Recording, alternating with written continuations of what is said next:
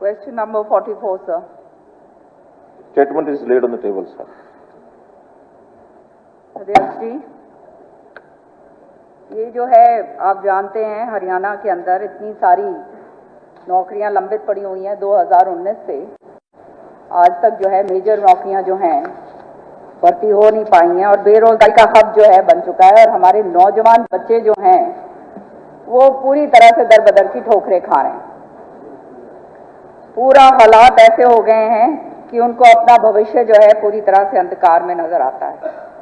मैं माननीय मुख्यमंत्री जी से पूछना चाहती हूँ कि ये सीईटी को कोई ना तो स्टैट्यूट दिया गया है ना इसका कोई असेंबली के अंदर कोई लेजिस्लेशन इस तरह से लेकर आए हैं, तो इसलिए ये जो सीईटी का जो ये मसला है, ये जो बनाया है कॉमन एलिजिबिलिटी टेस्ट जिसको हम कॉमन एक्सप्लॉयटेशन का दर्जा जो है पूरा हरियाणा दे चुका है, ये आज के दिन पूरी तरह से this lacks transparency, opaque process है और ये ऐसी प्रोसेस है किसी को पता ही नहीं चलता इसके अंदर हो क्या रहा है।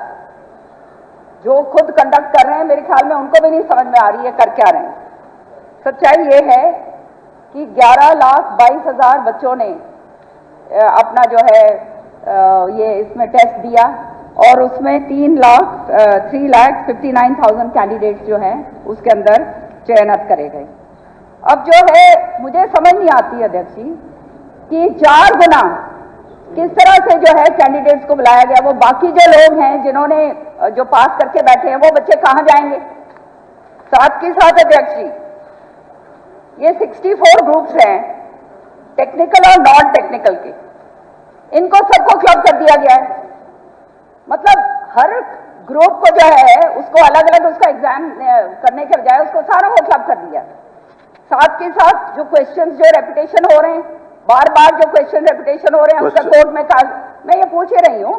हाँ जी, और जो है जो ईडब्ल्यूएस और सर्विसमैन की कैटेगरी है उनको भी जो है वो ऐसा दिखा दिया है कि वो जनरल कैटेगरी उसको दिखा दी गई है।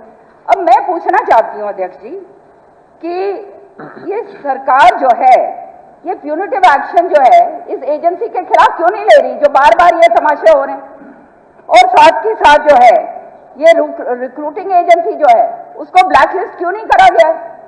जब इस तरह के आंसर दिए जाते हैं, इस तरह से जो बार बार रेपुटेशन होते हैं, 6 तारीख को आंसर होता है, फिर मतलब एग्जाम होना होता है, फिर 7 तारीख को होता है, रातों रात सरकार जो है कोर्ट में भागती है, पूरी रात बच्चे हैं सड़कों के ऊपर बैठे रहते हैं कि एग्जाम होगा नहीं होगा, फिर एग्जाम नहीं होता।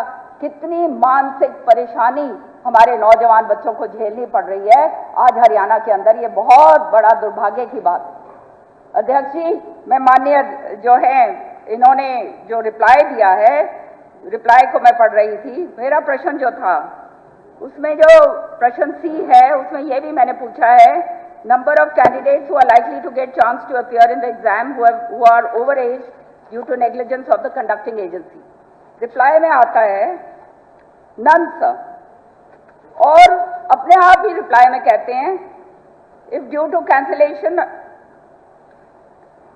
हाँ, for candidates who are eligible at CET stage but have now become over age be allowed to appear for stage 2 provisionally.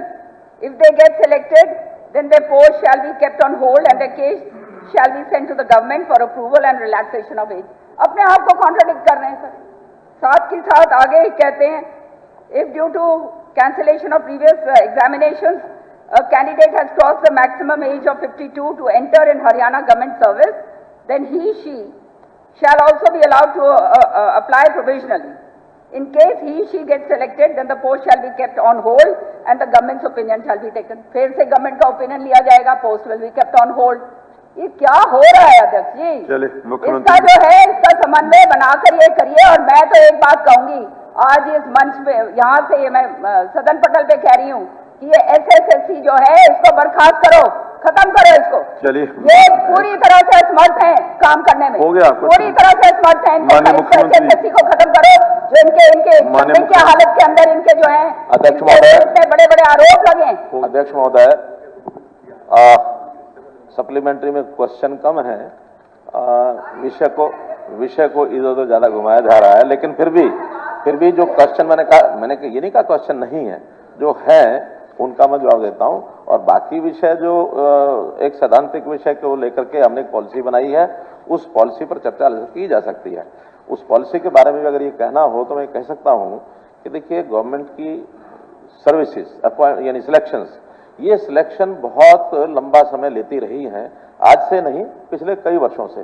पोस्टें सैंक्शन होती हैं भर्ती के लिए, फिर रिक्वेशन या तो लेट जाती है, रिक्वेशन जाती है तो वहां का प्रोसेस इतना लंबा है, फिर नंबर ऑफ पोस्ट इतनी ज्यादा हैं, यानी अगर ग्रुप सी की मैं कहूं तो हजारों पोस्ट, नंबर ऑफ पोस्ट तो अलग है, यानी कैटेगरी ऑफ पोस्ट इतनी लंबी है। तो प्रावधान अगर ये रखा जाए कि हर कैटेगरी के लिए अलग से एग्जाम होगा, चाहे 10 पोस्ट हैं तब भी लाखों लोगों ने अप्लाई करना है, और चाहे 500 हैं तब भी करेंगे, 5000 हैं तब भी लाखों करेंगे। उसी में से एक रास्ता निकाला कि हम थोड़ा इसको स्पीड अप करें, तो नई पॉलिसी हमने बनाई है। उस नई पॉलिसी के 2 पहलू हैं। पहला पहलू यह है कि ग्रुप डी जैसे हमने किया है कि पूरी ग्रुप डी की अलग अलग पोस्टें, उनका एक कैडर बना दिया जाए, और एक कैडर बनाने के बाद फिर ग्रुप डी में मान लो कोई एक डिपार्टमेंट में जाता है, दूसरे में जाता है, मानो पीएन है तो पीएन यहां भी वही काम करेगा, वहां भी वही करेगा। और हम उसको सुविधा ये भी दे रहे हैं कि अगर एक समय के बाद वो अपने डिपार्टमेंट को बदलना भी चाहे, क्योंकि एक ही कैडर जब बन गया है तो उसने काम यहां भी करना वहां भी करना, अपने चॉइस से भी जा सकता है। सीनियोरिटी के हिसाब से जैसे हम ट्रांसफर करते हैं वैसे सीनियोरिटी के हिसाब से उसके डिपार्टमेंट भी बदले जा सकते हैं।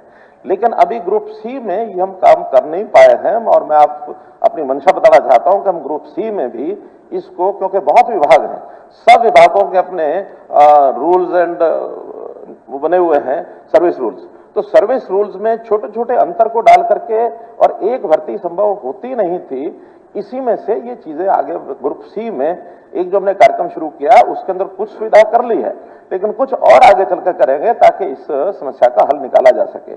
जैसे अभी ग्रुप सी में हमने सारे जितने भी प्रकार की रिक्वेशन थी, लगभग 35,000 के आसपास, उन सब का एक ही जो एडवर्टाइजमेंट की, उसके अंदर जो कुल एप्लीकेशन आई है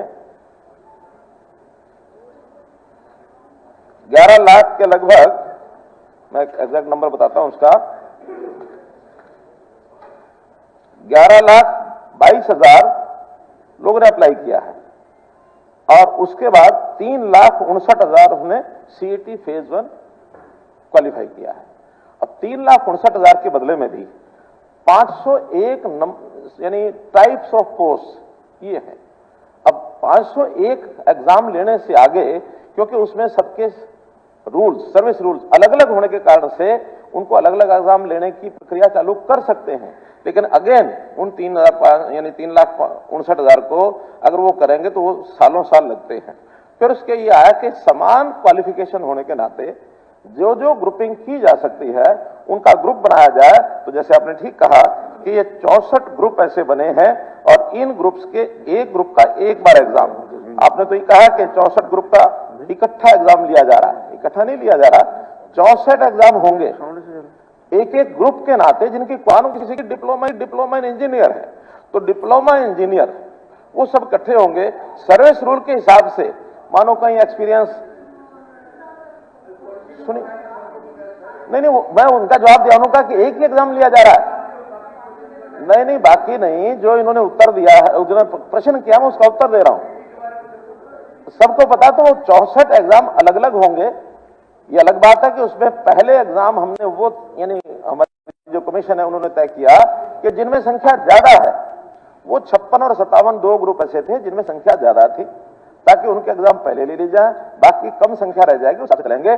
तो उसके अंदर एक रिपीटिशन ऑफ क्वेश्चन का विषय आया है अलग से, वो चूंकि सब्जुडिस है, इसके ऊपर मैं टिप्पणी नहीं करूंगा, कोर्ट में गया हुआ, कोर्ट जैसा फैसला करेगा उसके ऊपर हम निर्णय कमीशन ले लेगा।